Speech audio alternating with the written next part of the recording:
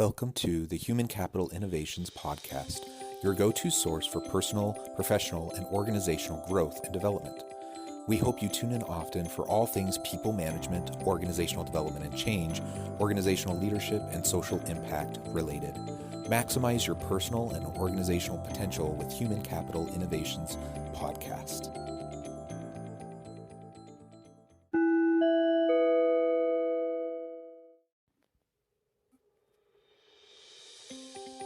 Welcome to the Human Capital Innovations Podcast. As part of our inspiring TED Talk series, spotlighting can't-miss TED Talks and their key takeaways, today I explore the 2013 TED Talk, As Work Gets More Complex, 6 Rules to Simplify.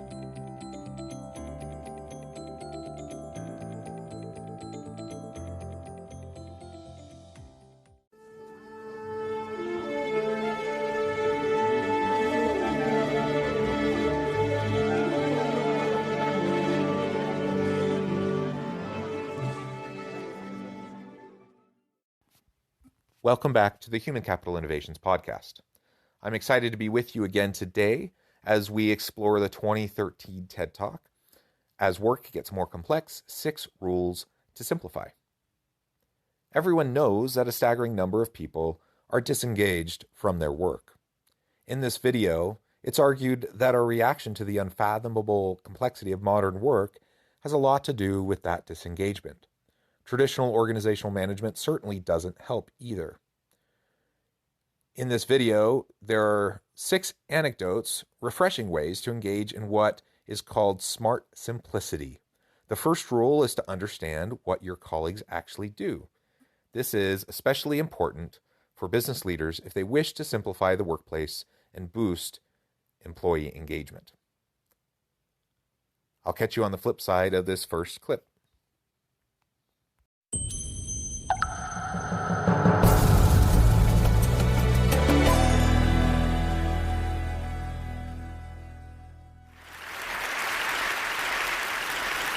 I have spent the last years trying to resolve 2 enigmas.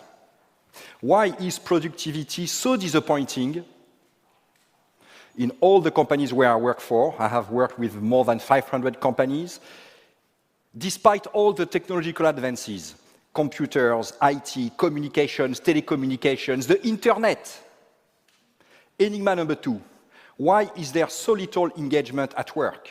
Why do people feel so miserable, even actively disengaged? Disengaging their colleagues, acting against the interest of their company. Despite all the affiliation events, the celebration, the people initiatives, the leadership development programs to train managers on how to better motivate their teams. At the beginning, I thought there was a chicken and egg issue. Because people are less engaged, they are less productive. Or vice versa, because they are less productive, we put more pressure and they are less engaged. But as we are doing our analysis, we realized that there was a common root cause to these 2 issues that relates, in fact, to the basic pillars of management. The way we organize is based on 2 pillars. The hard, structure, process, systems. The soft, feelings, sentiments, interpersonal relationships, traits, personality. And whenever a company reorganize, restructure, re-engineer, go through a cultural transformation program, it uses these 2 pillars. Now, we try to refine them, we try to combine them. The real issue is, and this is the answer to the 2 enigmas, these pillars are obsolete.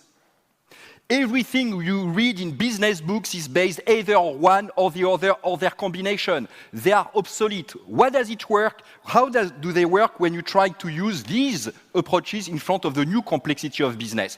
The hard approach basically is that you start from strategy, requirements, structure, process, system, KPIs, scorecards, committees, headquarters, hubs, clusters, you name it. I forgot all the metrics, incentive, committees, middle offices, and interfaces. What happens? Basically, on the left, you have more complexity, the new complexity of business. We need quality, cost, reliability, speed. And every time there is a new requirement, we use the same approach. We create dedicated structure, process, systems, basically to deal with the new complexity of business. The hard approach creates just complicatedness in the organization.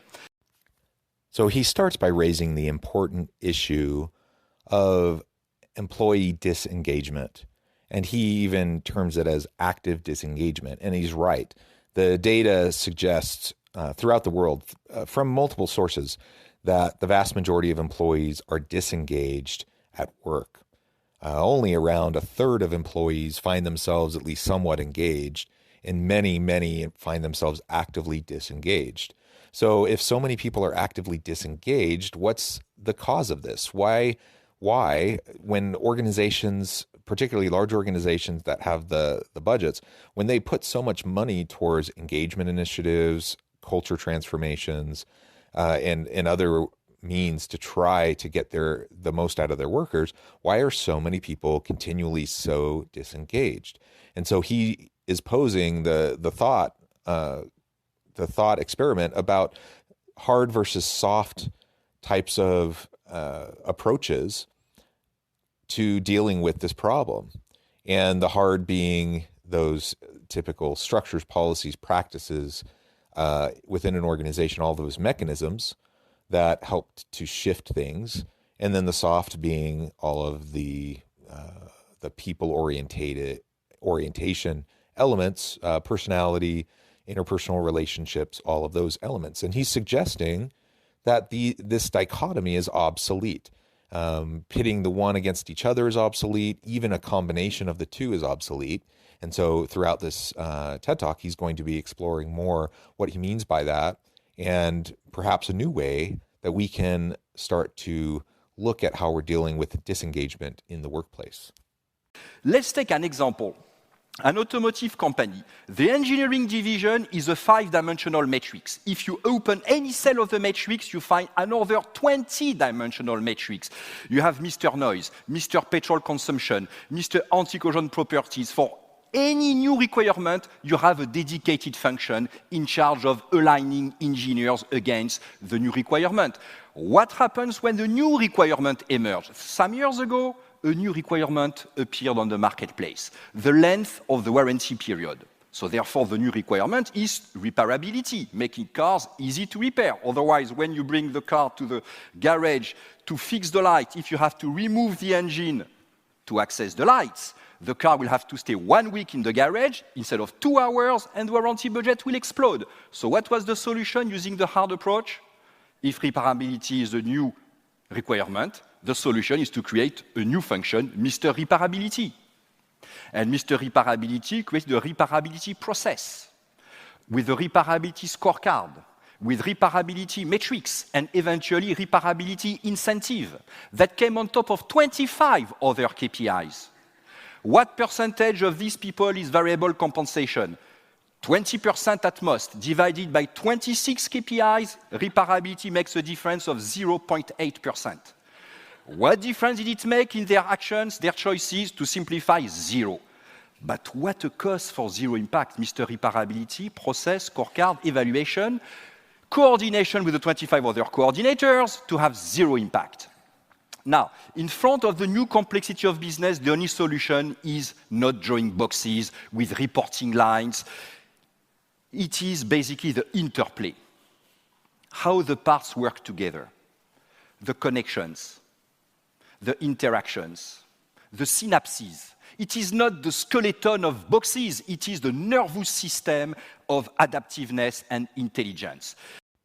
I really like that. The nervous system connecting the organization, the synapses that connect these different areas. So he lays out a good example of what happens when new external requirements, in the example he provides in the automotive industry about the extended warranties for auto manufacturers, when that requirement is put in place using the old approach, now all of a sudden you create a new position, you create all these new reporting lines, and ultimately it just increases complexity, and it doesn't really improve anything. It doesn't increase impact. It doesn't actually produce innovations and new, better approaches, which was the very reason that the new position was added in the first place.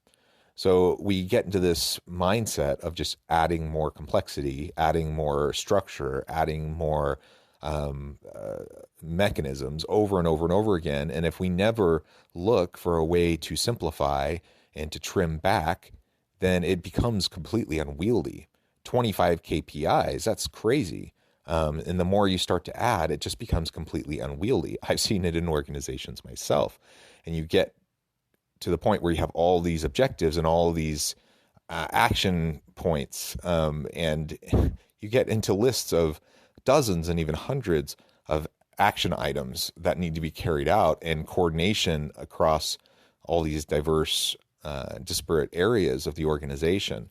And what doesn't exist are those synapses, those connections, the ability for people to actually work together well to accomplish new objectives for the organization. So he's arguing here for simplicity. You know, you could call it cooperation, basically. Whenever people cooperate, they use less resources. In everything. You know, the repairability issue is a cooperation problem. When you design cars, please take into account the needs of those who will repair the cars in the after-sales garages.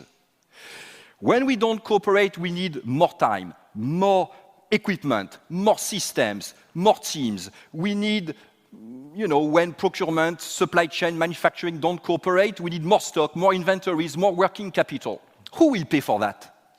Shareholders? Customers? No, they will refuse. So who is left? The employee, who have to compensate through their super individual efforts for the lack of cooperation, stress, burnout, they are overwhelmed, accidents. No wonder they disengage. How do the hard and the soft try to foster cooperation? Well, the hard. In banks, when there is a problem between the back office and the front office, they don't cooperate. What is the solution? They create a middle office. What happens 1 year later? Instead of one problem between the back and the front, now I have two problems, between the back and the middle, and between the middle and the front. Plus I have to pay for the middle office. The hard approach is unable to foster cooperation. It can only add new boxes, new bones in the skeleton. The soft approach, to make people cooperate, we need to make them like each other. Improve interpersonal feelings. The more people like each other, the more they will cooperate. It is totally wrong. It is even counterproductive. Look, at home I have 2 TVs. Why? Precisely not to have to cooperate with my wife. Not to have to impose trade-offs to my wife. And why I try not to impose trade-offs to my wife? Precisely because I love my wife. If I didn't love my wife, 1 TV will be enough. You will watch my favorite football game. If you're not happy, here is the book or the door.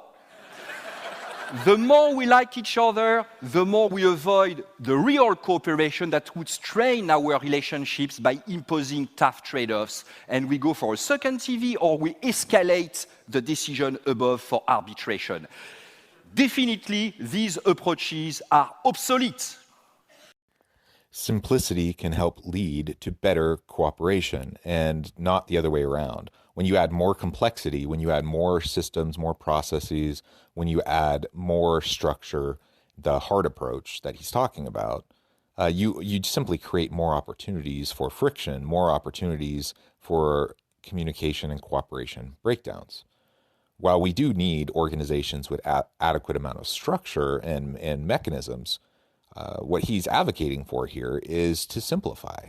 Instead of adding new systems, processes, mechanisms, let's find what's really necessary and let's trim back those elements that aren't necessary. Because we all know that over time, you just start to add more and more and more of these policies, practices, procedures, structures, the mechanisms, all the hard stuff that he's talking about.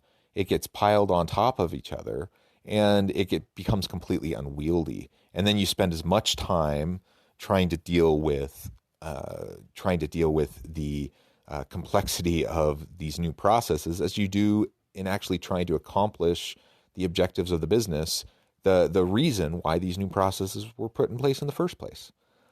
So really we need to make sure that we're looking for more ways to cooperate and not creating more ways for cooperation to break down. And, his example about with his wife, having someone you like, and he's critiquing the soft approach of just like everybody and then you'll cooperate more. Now, I don't think he's advocating for people not liking each other. And I certainly don't think it's a good idea to try to make it so people don't have good collegial relationships with each other. But he's saying that's not the answer either. You simply helping people to understand and like each other better isn't going to solve these cooperation and communication problems. And it's not going to deal with the complexity issue. To simplify, you can't just like each other. And in some ways, there are times when the more you like someone or even love someone, it creates more potential challenges for cooperation. So we have to just be thoughtful about how we are going to foster this cooperation.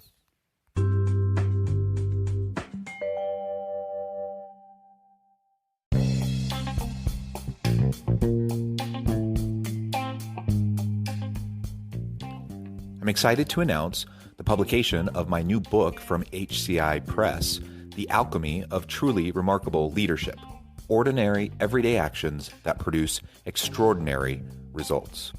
Consider how the nature of work has shifted over the past 50 years. With increased globalization, rapid technological advancement, and the shift in economic composition, the average job of today looks very different than the average job of 50 years ago. What will the jobs and organizations of tomorrow look like? Moreover, what does this all mean for organizational leaders? What are the core competencies and capabilities of organizations and their leadership that are prepared for continued disruption and geopolitical and socioeconomic shifts? Regardless of what the future holds, increasingly, leaders need to be socially minded, data-driven, decisive, champions of talent, and disruptors of the traditional notions of leadership, teams, organizations, and work. The Alchemy of Truly Remarkable Leadership will help you to explore your own leadership competencies and capabilities and consider ways to apply and implement them into your workplace and personal life. I'm excited to share my insights with you.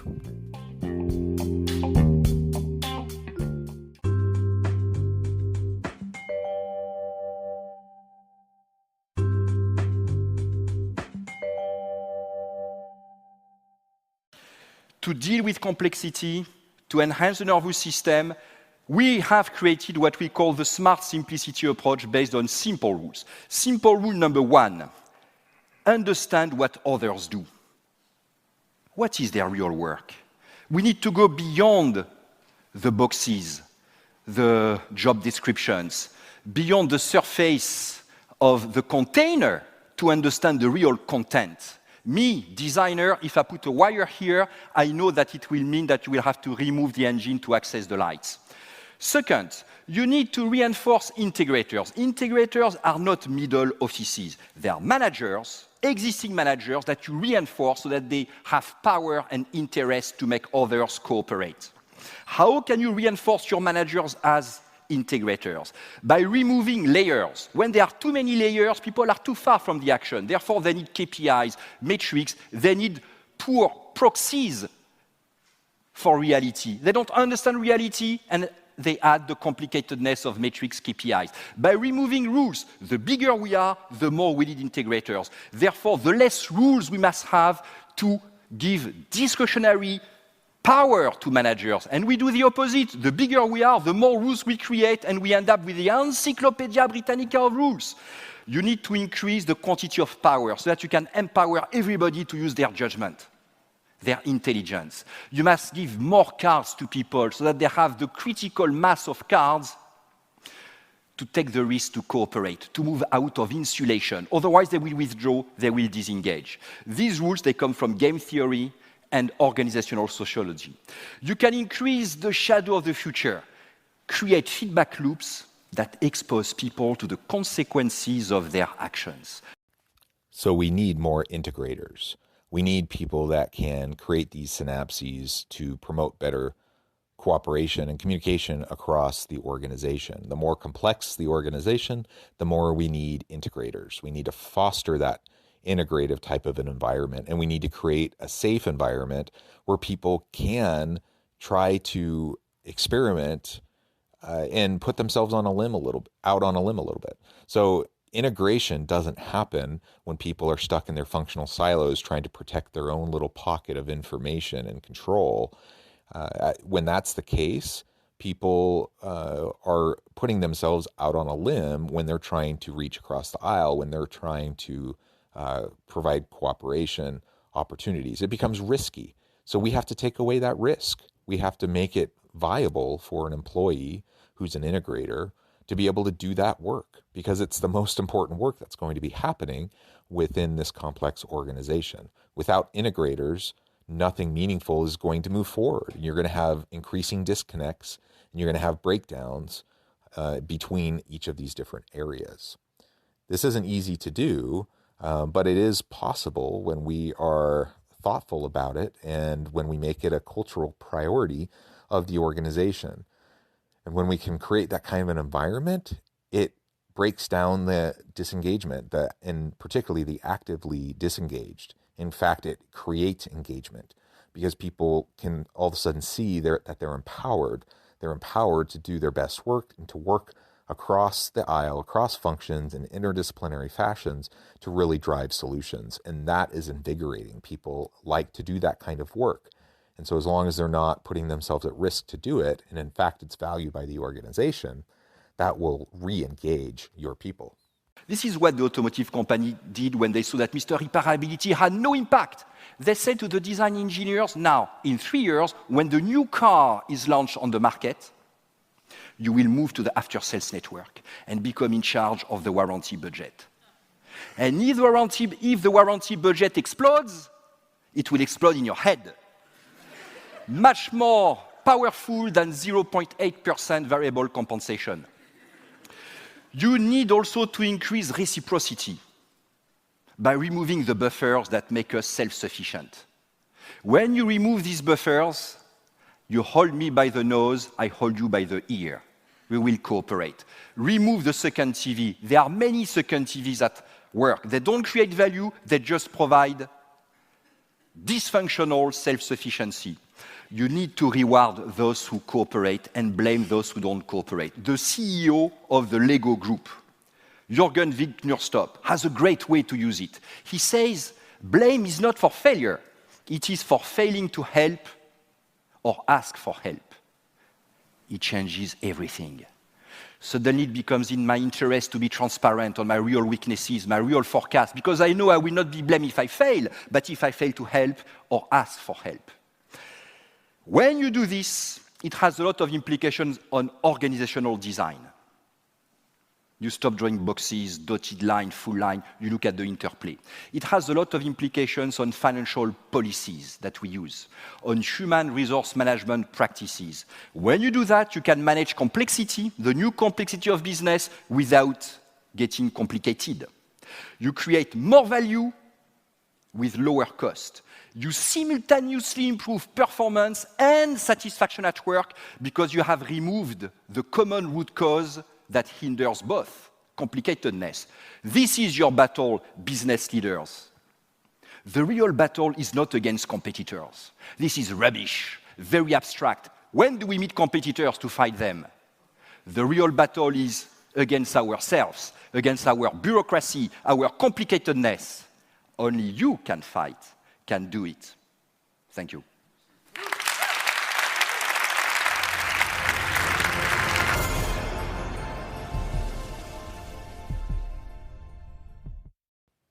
The real battle is against complexity. So we need to re-engage our people. We need to find more satisfied, more productive people by rewarding cooperation, by punishing those who don't cooperate, those who don't help. Failure isn't what happens when you try something and it doesn't work out. Failure is what happens when you aren't helping each other and when you don't ask for help. I think that's a great way of viewing it. And if you can instill that kind of a culture within your business, innovation will increase, cooperation will increase. And when you have different areas working together closely and cooperating together well, you're going to come up with new ideas and new solutions because simply you have more people thinking on the problem from diverse perspectives. Really, it's kind of a no-brainer. Anyone who's been in a really large, complex organization, complex bureaucracy, you know how frustrating that can be, and how counterintuitive, many of the actions, policies, practices, procedures can be towards actually helping the organization to be successful. So let's look for ways to break down the complexity, to simplify, and to reward integrators, people who can cooperate and communicate effectively across organizations. When we do that, we'll re-engage our people and our organizations will thrive. As always, thank you for joining me for this episode of the Human Capital Innovations Podcast. I hope you stay healthy and safe, that you can find meaning and purpose at work each and every day, and I hope you have a great week.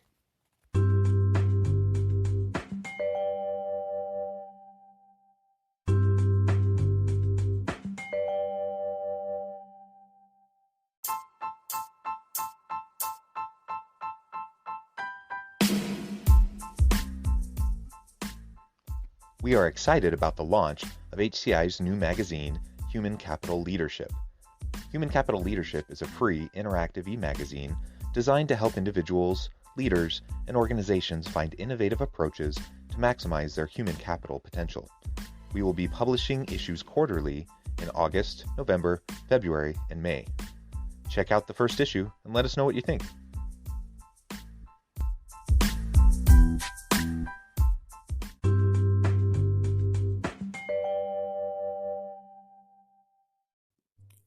Thanks again for joining us for this episode of the Human Capital Innovations Podcast. I hope you stay healthy and safe and that you have a great week.